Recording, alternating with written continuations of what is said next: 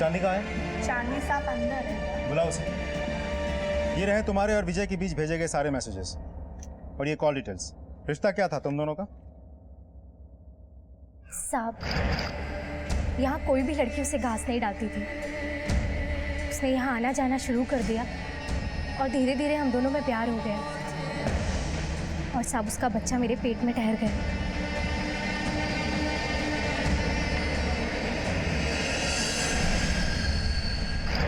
साहब, हमारे धंधे में लड़की को लड़की ही बना रहना होता है, वो कभी माँ नहीं बन सकती।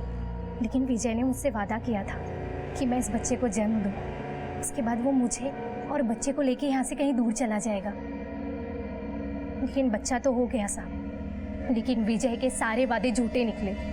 उसने यहाँ आना जाना छोड़ दिया और मैं नहीं चाहती थी कि मेरे बच्चे की इस माहौल में परवरिश हो, इसलिए मैं अपने बच्चे को लेके खुद उसके पास चली गई। ना जाने सर विजय को क्या हो गया था, वो अपने बच्चे को देख करके रोने लगा। विजय को देखकर ऐसा लग रहा था कि जैसे उसे अपने काम में पहली बार सफलता मिली हो। उसने मुझसे वादा किया था कि वो बच्चे की देखभाल करेगा और 4 नवंबर को वो यहाँ आया भी था। हमारी मैडम को पैसे दिए और बच्चे को लेकर चला गया। मुझे भी चलने के लिए कहा था, लेकिन मैंने मना कर दिया सर। फिर विजय के साथ कब बात हुई तुम्हारी? सब उसके बाद मैंने उसे कई बार फ़ोन लगाने की कोशिश करी, लेकिन उसका फ़ोन नहीं लगा और अब तो पता चला है कि वो मर चुका है। पर मेरा बच्चा कहाँ है साहब?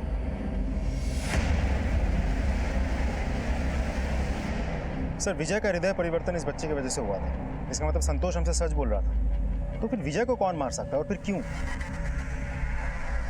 और ये बात भी तो अभी तक साफ नहीं हो पाई है कि कविता अपने जिम्मेदार और सुधरे हुए बच्चों को क्यों मारेगी। हम तो ये मान के चल रहे हैं कि रवि, अंकिता और राहुल अच्छे बच्चे थे। शायद हम उनके बारे में गलत सोच रहे हैं। तो ये भी हो सकता है कि उन हत्याओं के पीछे विजय और कविता का हाथ ही ना हो। ये भी हो सकता है कि इन तीनों में से किसी एक का किया धरा हो। एक काम करो कुलकर्णी, उन तीनों के बारे में और वो बाप बेटा क्या नाम राजाराम और संतोष, उनके बारे में पूरी इंफॉर्मेशन निकालो सब।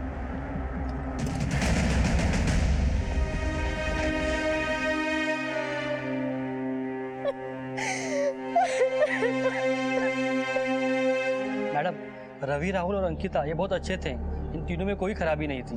नहीं साहब, उस दिन कविता काकी तो घर पे थी, बाहर आते जाते समय मुझे नहीं दिखी। साहब, संतोष और राजाराम को मैं बरसों से जानता हूँ, बहुत ही सीधे साधे लोग थे साहब। लेकिन ये विजय एक नंबर का कमीना था साहब। बोलो तुला मारत क्या चला रहे? हाँ दे दो ना कर्ज। हाँ मेहरबानी किया क्या, दान दिया क्या? धंधा जमने दे देता हूँ, बार बार घर आने की जरूरत नहीं, समझे ना? साहब, विजय का तो मत पूछो, एक नंबर का बेकार आदमी था साहब। जो अपने माँ बाप का नहीं हो सकता, दूसरा का क्या होगा?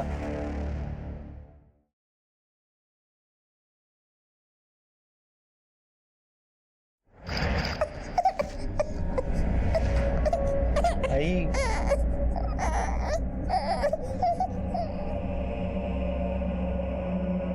किसका बच्चा है? कुठून आणलंस याला? आई हे माझं बाळ आहे, मेरा बेटा है ये। क्यों, कैसे, क्यों, हे नको विचारूस, बस बस इसे स्वीकार कर ले। ये तेरा विजय का अंश है।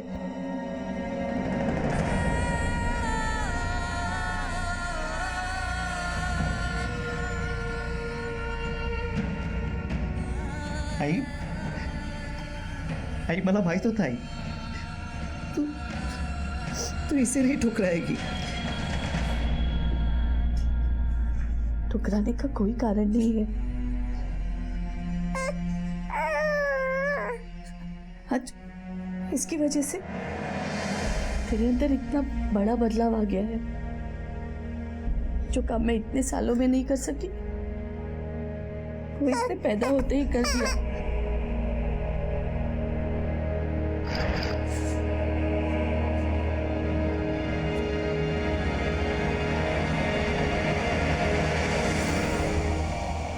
संपदा, उठाओ। चलो उठ।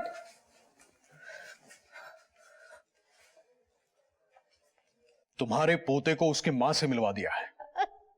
एक वो मां है जो अपने कठिन समय में भी अपने बच्चे के भविष्य को लेकर गहरी चिंता में है, और एक तुम हो जिसने विजय, रवि, अंकिता और राहुल को मौत के घाट उतार दिया। उनके भविष्य को निगल गई तुम। एक जंग जीतनी थी मुझे, लेकिन कब मेरे सपने मेरे हाथों से रेत की तरह फिसल गए, पता ही नहीं चला। देखो, कुछ नहीं है मेरे हाथों में, खाली है मेरे हाथ, कुछ नहीं है, कुछ नहीं है, सब खत्म हो गया, सब खत्म हो गया।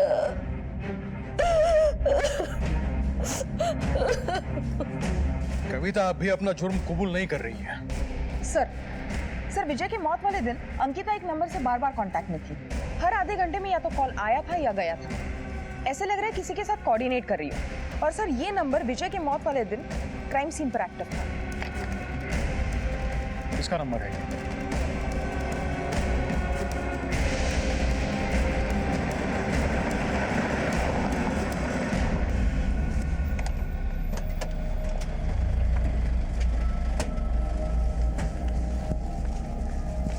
मंदार, हाँ, काय काम होतं?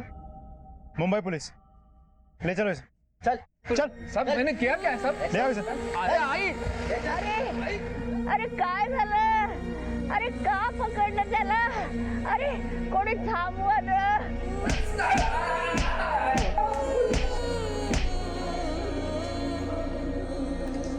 चलो हट। तेरी गाड़ी से जो हमें खून के निशान मिले वो किसका है?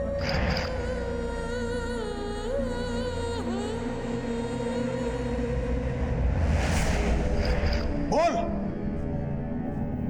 विजय के साहब। क्यों किया तूने ये?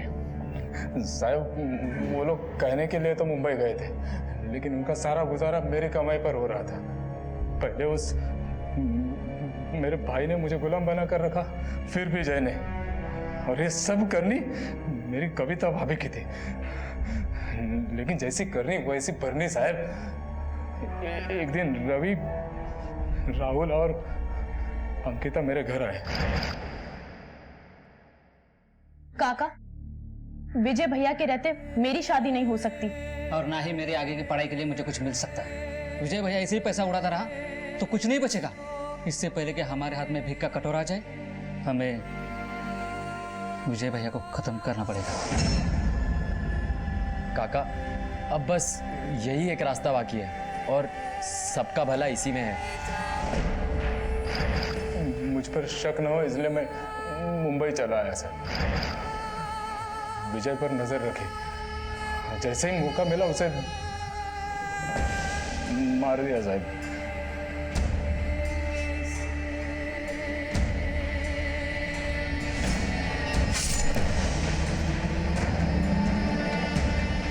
उसकी बाइक को वहीं छुपाकर बॉडी को दूर जंगल में ठिकाने लगा दिया साहब।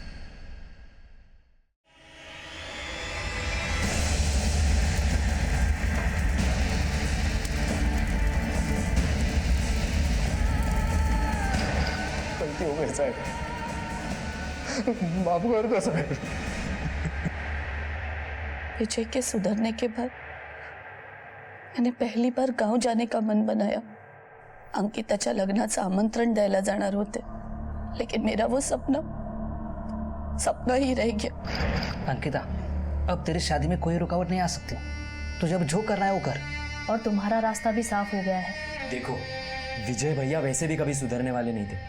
हमने जो किया है वो ठीक ही किया है। बस विजय भैया की लाश पुलिस को नहीं मिल जानी चाहिए। पर ये बच्चे का क्या करें? इसे आई संभाल लेगी, अपने बेटे की आखिरी निशानी समझकर। मुझे मेरे कानों पर भरोसा नहीं हो रहा था। मेरी सारी मेहनत का ये अंजाम था। मैं उन्हें अच्छा भविष्य देना चाहती थी, जिससे वो अपना और दूसरों का भला कर सके।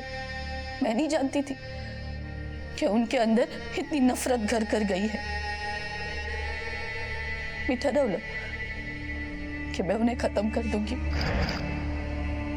इसलिए मैंने खाने में जहर मिलाया और उन्हें परोस दिया।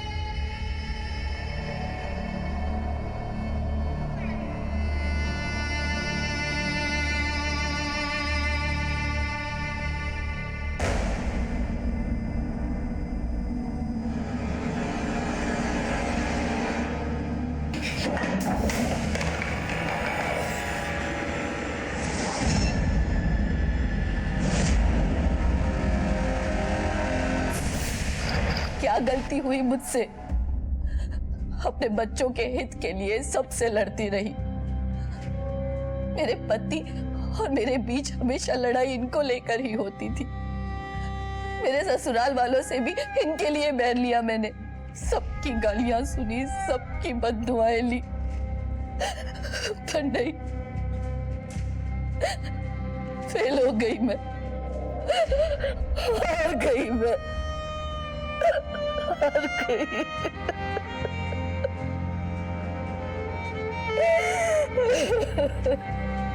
एक पूरा परिवार खत्म हो गया। 3 जवान उज्जवल भविष्य मौत के अंधकार में गुम हो गए और विजय के नवजात बच्चे का भी कोई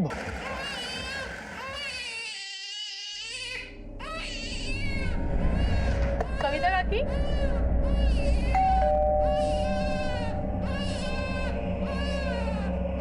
कविता काकी, अरे पता नहीं कोई दरवाजा नहीं खोल रहा है और अंदर से बच्चे की आवाज भी आ रही रोने की, लेकिन कविता जी के घर में तो कोई बच्चा नहीं था।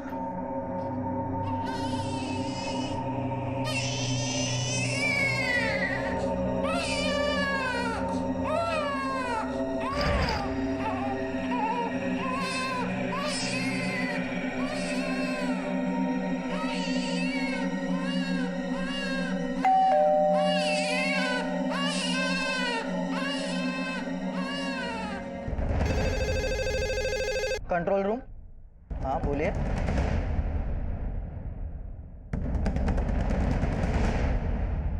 सर, गणेश नगर से कंट्रोल रूम में इमरजेंसी कॉल आया था। घर में पिछले 4 घंटे से बच्चे की रोने की आवाज आ रही है और घर बंद है।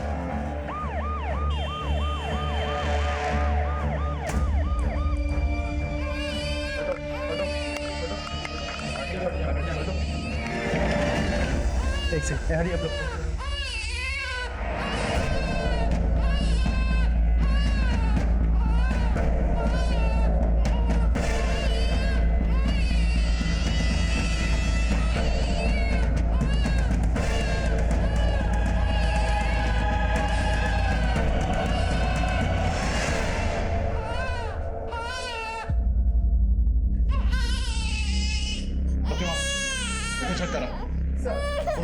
सब एम्बुलेंस बुलाओ। सब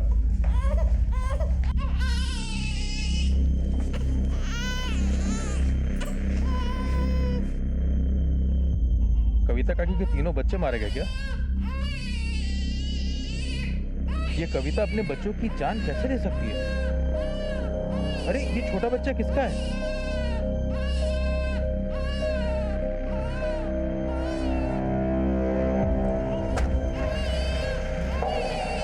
बॉडीज को पोस्टमार्टम के लिए भेज दो। तुम उनके साथ जाओ।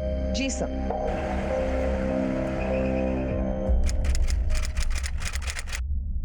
हम सारी उम्र संघर्ष करते हैं, अपने परिवार के लिए लोन पर घर लेते हैं, उसकी किस्तें चुकाते हैं, घर की 4 दीवारी के अंदर उनके लिए सारी सुख सुविधाएं मुहैया कराते हैं, उनकी सुरक्षा, उनकी खुशी का सामान बटोरते हैं। लेकिन अगर पूरी दुनिया में घर के अंदर घटने वाले अपराधों के आंकड़ों को जांचा जाए तो वो दिन ब दिन घिनौने और जघन्य होते जा रहे हैं। हमारे समाज की, हमारे देश की मानसिकता को, हमारी जहनियत को आखिर क्या हो गया है? कितना भयावह दृश्य था। 3 नौजवान जिनके सामने उनकी पूरी जिंदगी पड़ी थी, अब इस दुनिया में नहीं थे। इस परिवार में हुए इस हत्याकांड के पीछे आखिर क्या कारण था, क्या मकसद था? क्यों मारा आपने बच्चों को?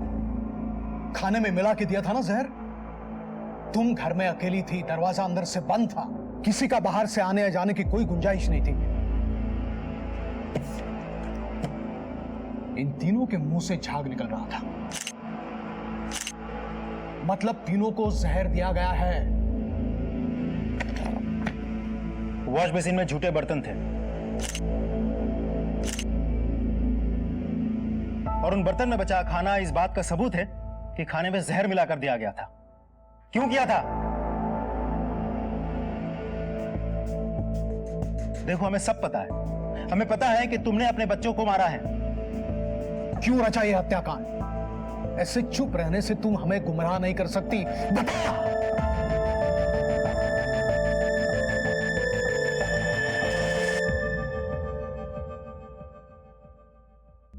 सिर्फ अपने परिवार का भला चाहती थी, अपने बच्चों के लिए उज्जवल भविष्य चाहती थी। इसीलिए 20 साल पहले सास से लड़कर पति और बच्चों के साथ गांव छोड़कर मुंबई आने का फैसला लिया था। लेकिन ये फैसला मेरे लिए आसान नहीं था। अगर कविता तो परिवार तोड़ून चालने, तेरे भी 2 बेटे हैं। जैसा तू आज मेरे साथ कर रहे हैं ना, वैसा ऊपर वाला कल तेरे साथ करेगा। ये मेरी तुझे हाय है, कभी सुखी नहीं रह पाओगी। ए दादा, जाना ही है ना, तू नासिक जाना। इतनी दूर मुंबई क्यों जा रहा है? बाबूजी, नासिक क्या तुम्हारे आंगन में है?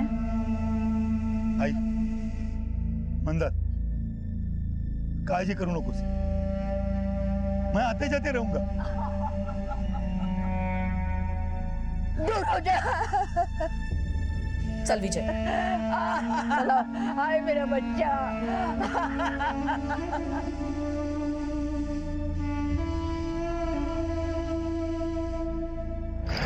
बंद करो ये बकवास। तुम्हारे इन बच्चों की मौत से 20 साल पहले क्या हुआ था, इसका क्या संबंध है? तुम्हारे कहने का मतलब ये तो नहीं है कि गांव से तुम्हारी सास और देवर यहां पे आए और तुम्हारे बच्चों को जहर देकर चले गए? तुम्हारे गोद में जो बच्चा है यह किसका है?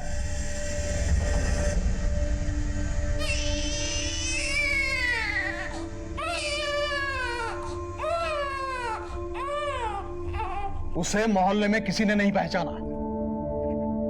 बता, ये बच्चा किसका है? चोरी का है? नाजायज है? क्या इस बच्चे के लिए तुमने अपने बच्चों को मारा?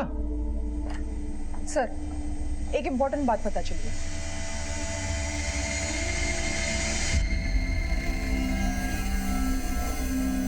हम सबकी जिंदगी कई तरह के जज्बात से घिरी होती है, जहां रिश्ते, सपने, उम्मीदें, चुनौतियां, संघर्ष हमारा हाथ थामे हमारे साथ चलते हैं। जिंदगी के इस सफर में ऐसे कई मोड़ आते हैं, ऐसे कई मकाम आते हैं जब हमें कठोर फैसले लेने पड़ते हैं, जो कभी तो हमारे लिए वरदान साबित होते हैं और कभी श्राप। तो क्या कविता का फैसला भी एक श्राप बनकर सामने आया था?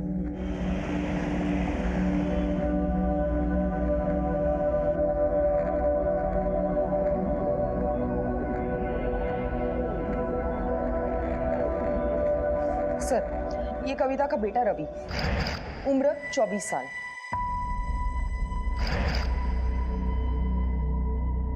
और सर, ये उसकी छोटी बच्ची अंकिता, उम्र 21 साल।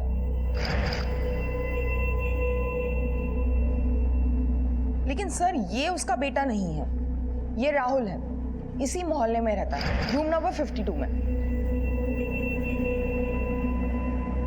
हमने इसके फैमिली से कांटेक्ट किया है। उसका बड़ा भाई संतोष आया है, बाहर रुका है सर। उसके मुताबिक इसकी और अंकिता की मंगनी तय हुई है। ये उसका मंगेतर है।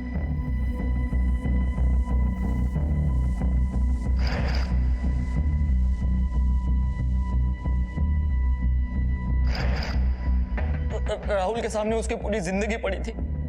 उसके साथ ऐसा कौन कर सकता था और क्यों करेगा? तुम्हारा भाई कविता के घर क्या कर रहा था?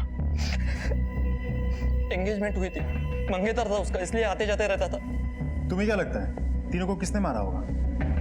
क्या पता साहब, मैं खुद सोच में पड़ा हूँ।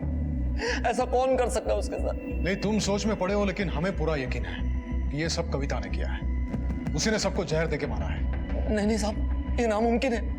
कविता काकी को मैं बचपन से जानता हूँ। वो कभी किसी को दुख नहीं दे सकती थी, खास करके अपने बच्चों को। बहुत प्यार करती थी अपने बच्चों को।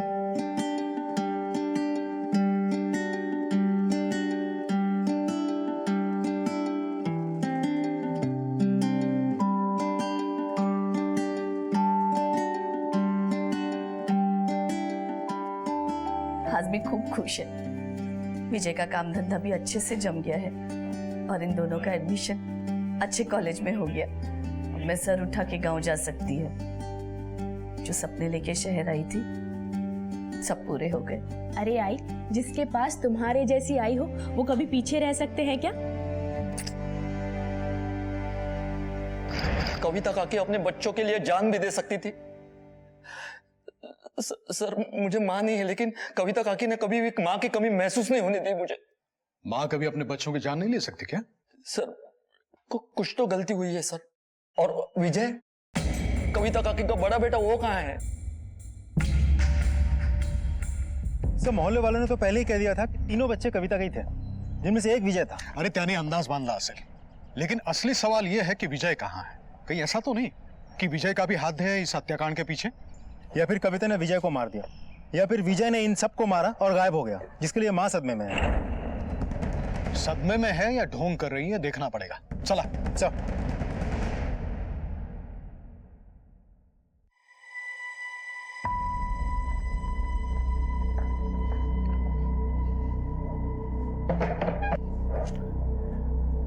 हमारे साथ होशियारी करने की सोचना भी मत। तुम जानती थी कि इन 3 डेड बॉडीज में तुम्हारा बड़ा बेटा विजय नहीं था, लेकिन जानबूझकर तुमने हमसे ये बात छुपाई क्यों? कहाँ है विजय? क्या वो भी तुम्हारे साथ इस जुर्म में शामिल है या उसे भी तुमने मार दिया? ये पोस्टमार्टम की रिपोर्ट है। इसके मुताबिक तीनों बॉडीज में जहर मिला है। राशन के दुकानदार ने हमें बताया कि तुमने उसकी दुकान से जहर खरीदा था। हाँ साहब, कविता काकी कल आई थी यहाँ पे जहर लेने के लिए। इतने यकीन के साथ कैसे कह सकते हो तुम? साहब, कविता काकी पूरे हफ्ते भर का राशन एक साथ में भरती है, लेकिन कल सिर्फ वो जहर ही लेकर गई थी। और ये विजय कहाँ है? ये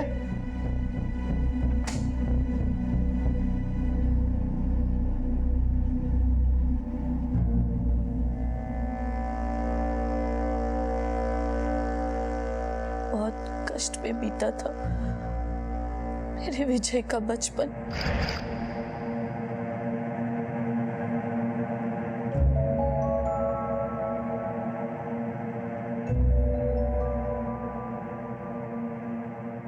चलो बच्चों लिखो है सब।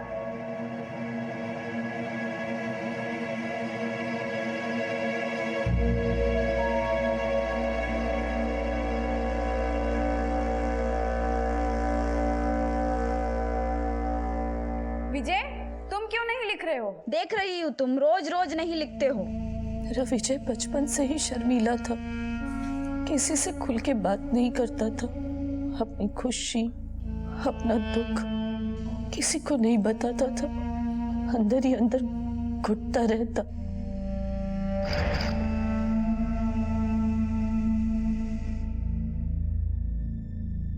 विजय को चश्मे की जरूरत है, ये बात हमको 5-6 महीने के बाद पता चली।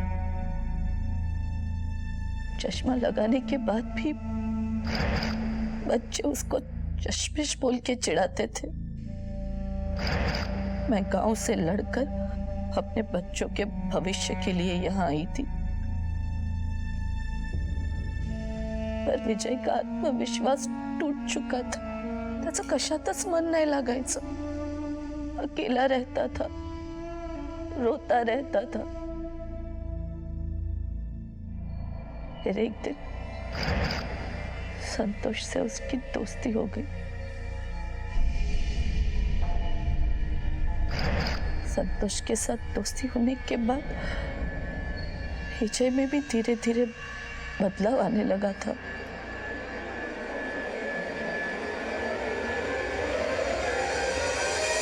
कुलकर्णी, ये औरत या तो ड्रामा कर रही है या सचमुच शौक में है। इधर उधर की बातें करके हमारा टाइम वेस्ट कर रही है ये। सर, ये औरत हमें मौका वारदात पर मिली।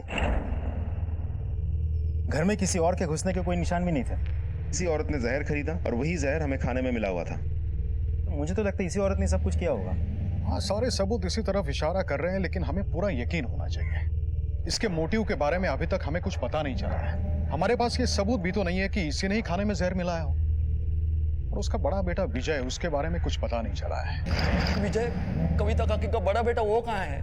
बहुत कष्ट में बीता था मेरे विजय का बचपन।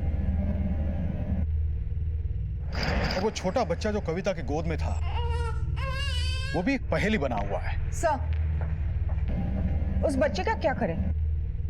एनजीओ से संपर्क करो और उनकी निगरानी में रखो। सर। कुलकर्णी, एक काम करो, विजय का मोबाइल नंबर सर्विलेंस पे डालो, पिछले 24 घंटे की पूरी इंफॉर्मेशन निकालो, उसका लास्ट लोकेशन ट्रेस करो। हो सकता है ये विजय इस अपराध में भागीदार हो या फिर वो खुद इस जघन्य अपराध का शिकार हो। सब सनसनीखेज कत्ल के हादसे के बाद पुलिस ने मौका वारदात से मिली कविता के गायब हुए बेटे विजय की खोज में पूरी ताकत झोंक दी।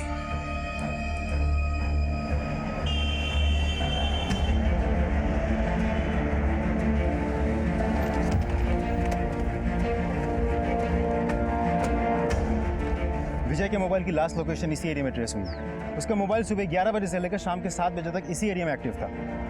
ये रही विजय की फोटो और उसकी बाइक की डिटेल्स। हर किसी से पूछो, किसी ना किसी ने तो उसे यहाँ आसपास आते हुए देखा होगा। क्विक। जी सर। बाबा तुम्हें संतोष, विजय कहाँ है? हमें यह भी पता चला है कि विजय तुम्हारा जिगरी दोस्त है। हाँ सर, विजय और मेरी दोस्ती 7वीं क्लास से शुरू हुई थी। स्कूल भी साथ में पढ़े, कॉलेज में भी साथ में गए।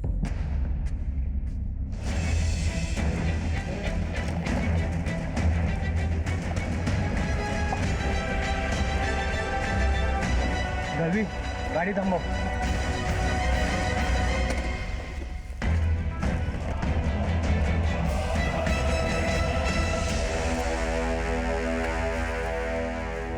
जैसे तुमने बताया और मोहल्ले वालों ने बताया, कविता अपने बच्चों से बहुत प्यार करती थी, वही उसका सब कुछ थे, तो उन्हें कैसे मार सकती है?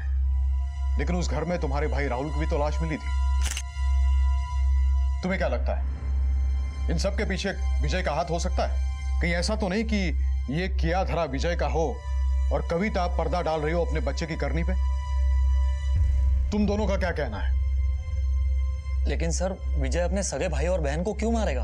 और तुम्हारा भाई राहुल, विजय के साथ कोई दुश्मनी थी उसकी?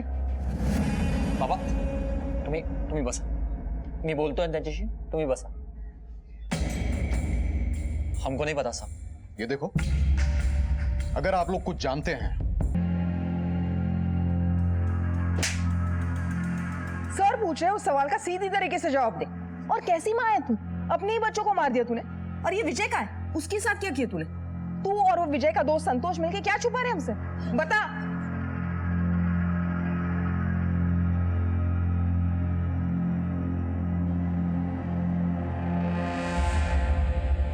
संतोष,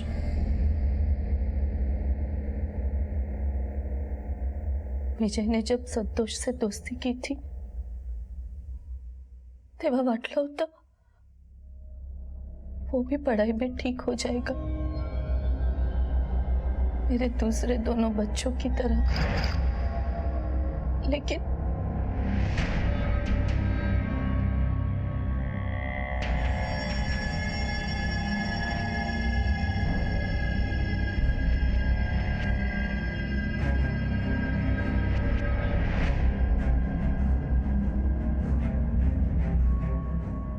संतोष, ये देख। अरे वाह, चल आज फिल्म देखने चलते हैं। विजय खुद तो पढ़ने में पीछे था ही, उसने संतोष को भी पढ़ाई से अलग कर दिया था। दोघांना कॉलेजमधून काढून टाकलं होतं। कॉलेज में दारू बेचते वक्त पकड़ा था दोनों को, लेकिन इसमें विजय की कोई गलती नहीं थी। वो तो जिंदगी में आगे बढ़ने के लिए हाथ पांव मार रहा था, पर उसके बाबा को मौका मिल गया था। काय करताय तर मुलावर असा हात उचलतात काय? बघितलंस कविता? देख देख उसकी काली करतूत। पढ़ाई छोड़ के सब कुछ कर रही है। देखा शहर में पढ़ाने का नतीजा।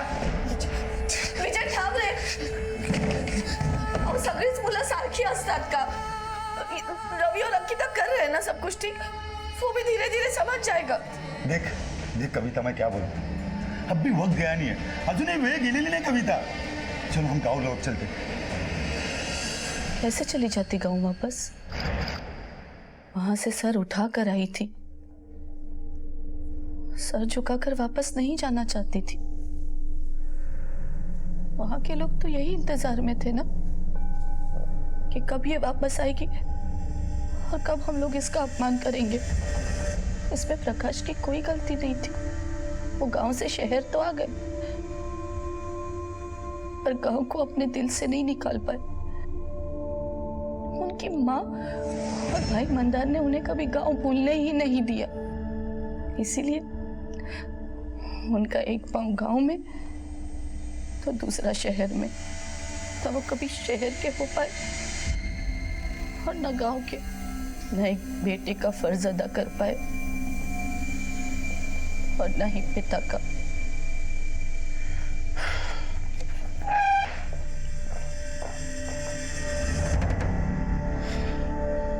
प्रतिमा, ये कविता सीधा जवाब नहीं देने वाली। इतनी देर से इंटरोगेशन कर रहे हैं, सिर्फ बातें घुमा रही है। शायद शौक में है। सर ये कोई शौक वॉक में नहीं है, देर शानी है। अगर आप कहें तो अपने तरीके से उगलवाओ सब। सर एनजीओ से फोन आया था। जी।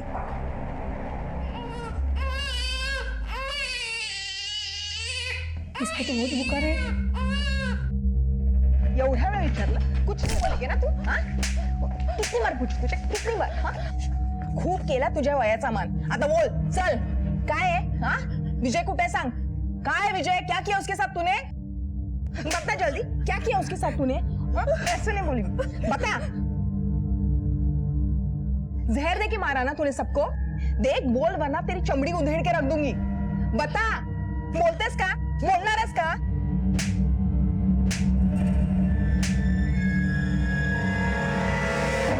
5 नोव्हेंबर सकाळी 9 ते संध्याकाळी 7 विजय की फोन की लास्ट लोकेशन उसी जगह थी जहां उसकी बाइक मिली थी, और विजय अभी तक मिसिंग है।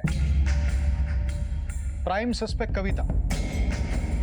3 बजे राहुल अपने घर से निकलकर कविता के घर गया अपनी मंगेतर अंकिता से मिलने के लिए। किराना ओनर के बयान के मुताबिक 5 बजे कविता उसकी दुकान में गई थी। हाँ साहब, कविता काकी कल आई थी यहाँ पे जहर लेने के लिए। रात को 10 बजे पड़ोसियों ने एक छोटे बच्चे के रोने की आवाज सुनी।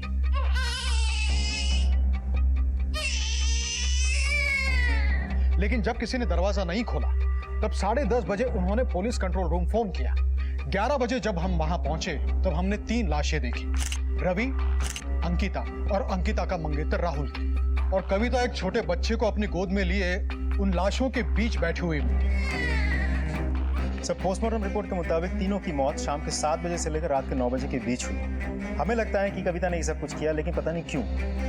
और दूसरी तरफ हम अभी तक विजय तक नहीं पहुंचे थे, जिससे ये साबित हो पाए कि सब में विजय का क्या हाथ है और आखिर विजय है कहाँ। और जिस तरह से कविता विजय के बारे में बात कर रही है, बहुत कष्ट में बीता था मेरे विजय का बचपन।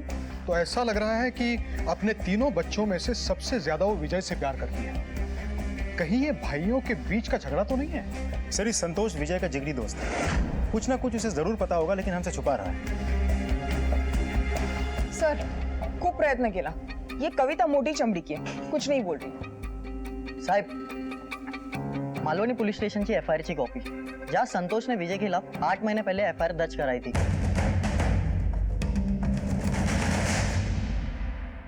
दावे तो बड़े बड़े करता था अपनी दोस्ती के। इस एफआईआर में तुम्हारा पूरा दोस्ताना दर्ज है। बता क्या हुआ था? सर, मैं और विजय कॉलेज में दारू बेचते हुए पकड़े गए और हमें कॉलेज से निकाल दिया गया। तब हमने फैसला किया कि बाबा, हमें पैसे चाहिए, दारू की दुकान खोलनी है। काय? वेड लागले त्याला, वेड। बाबा ऐकून तर, ये सपने लेके इधर आए थे तुम लोग? दारू की दुकान खोलनी है और कोई धंधा नहीं मिला तुम लोग को? ये देखो, तुम्हें जो करना है वो करो, मगर मेरी एक बात कान खोल के सुन लो। इस दारू के धंधे के लिए मैं एक फुटी कौड़ी नहीं देने वाला तुम लोग को। दारू का धंधा खोलना चाहता। ऐसे तैसे करके काकी ने काका को मना लिया। सारे पैसे का जुगाड़ काकी ने कर दिया और हमारी दारू की दुकान खुल गई। 1 साल तक सब ठीक चला, लेकिन उसके बाद विजय के मन में खोट पैदा होगी। उसने नई बाइक खरीदी, मुझे बोला बाबा ने खरीद के दिए। नया मोबाइल खरीदा, बोला कि बाबा ने खरीद के दिया। मुझे समझ में आ गया था साहब, ये हिसाब में कुछ तो गड़बड़ी कर रहा है। चल, क्या कर रहा है? चल बाहर निकल। क्या कर रहा है तू? बाहर निकल, चल इधर से, चल निकल बाहर। क्या कर रहा है? क्या कर रहा है मतलब? साले, मैंने इस दुकान के लिए मेहनत की है। हाँ, मानता हूँ ना तेरी मेहनत है, लेकिन पैसे मेरे लगे हैं। आज तक तेरे को बराबर दे रहा था, लेकिन आज के बाद तेरे को 10% मिलेगा। करने तो निकल इधर से, चल। धोखेबाज। तेरी तुम्हें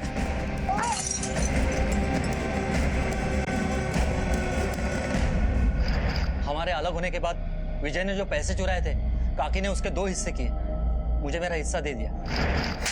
काकी, गप्पा बस। विजय, दोस्ती की कदर करना सीख। भाई इसी की दोस्ती के सहारे खड़ा रहा था ना, और आज इसी को गिरा रहा है। अच्छे दोस्त किस्मत वालों को मिलते हैं, लक्ष्य ठेव। काकी छोड़। 1 मिनट संतोष।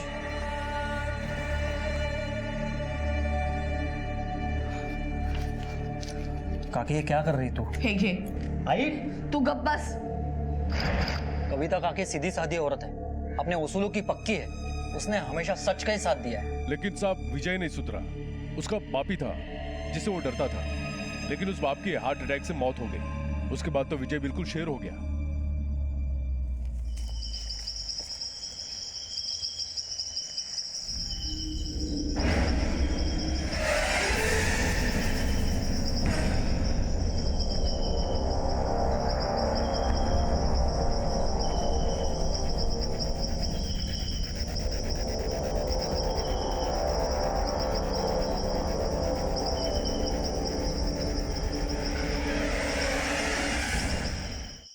अंकिता और राहुल दोनों एक दूसरे को बहुत पसंद करते थे, लेकिन विजय दुश्मनी पे उतर आ गया। उसे अपनी बहन की कोई परवाह नहीं थी।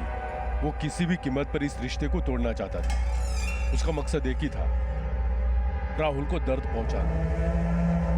दादा वो मेरी मंगेतर है। राहुल, राहुल उठो ना राहुल। हम उसे अंदर कराना चाहते थे, लेकिन राहुल ने रोक दिया। वो नहीं चाहता था कि विजय जेल जाए, क्योंकि वो अंकिता का बड़ा भाई था ना, इसलिए। इतना सब कुछ होने के बावजूद भी तुम ये नहीं मानते कि विजय ने ही रवि, राहुल और अंकिता को जहर देके मारा है? नहीं, क्योंकि 20 दिन पहले विजय, अब काय को बुलाया मेरे को इधर? संतोष मुझे माफ कर दे। मैं दोस्ती के रिश्ते को लालच के तराजू में तोड़ रहा था। पहले कम से कम एक कंधा तो था जिस पर मैं सिर रखकर रो सकता था। रब संतोष, तुझे बताता हूँ, जब मैं बचपन में शहर आया ना, तो मैं अकेला नहीं रहना चाहता था। पर अब मैं अकेला रह गया हूँ। विजय को मैं बचपन से जानता हूँ। वो सच कह रहा था साहब, वो पूरा बदल चुका था। उस दिन के बाद उसने कभी किसी से कोई झगड़ा नहीं किया। मेरे घर पे आया, बाबा और राहुल से माफी मांगी। मैं पूरे यकीन के साथ कह सकता हूँ सर, इन हत्याओं के पीछे विजय का दूर दूर तक कोई संबंध नहीं है।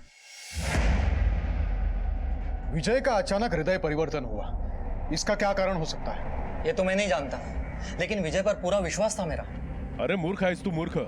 विजय ने सबको मारा है, और अपने ऊपर आए हुए शक को हटाने के लिए वो मगरमच्छ के आंसू बहाते गया। और वो कविता, वो भी कुछ कम नहीं है। वो बच्ची के हर काली करतूत पर पर्दा डालती रही अब तक, और अब नहीं डालेगी क्या? वो अपने बच्चे के हर गुनाह को छुपाती आई है।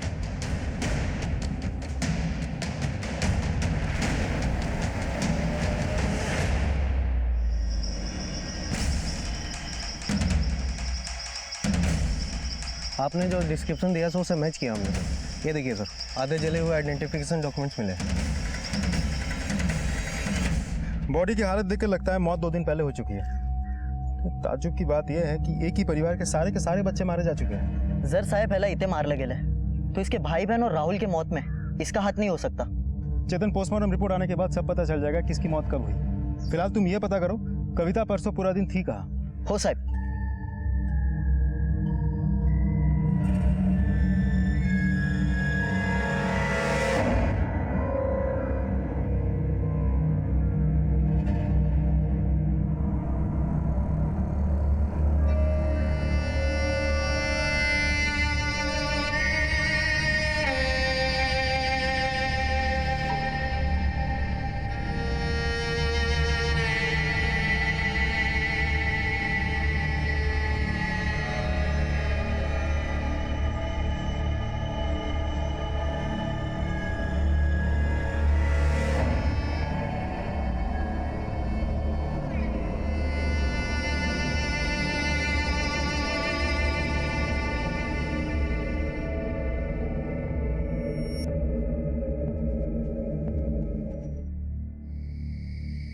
सर, पूछताछ से पता चला कि कविता परसों अपने घर के आसपास ही थी।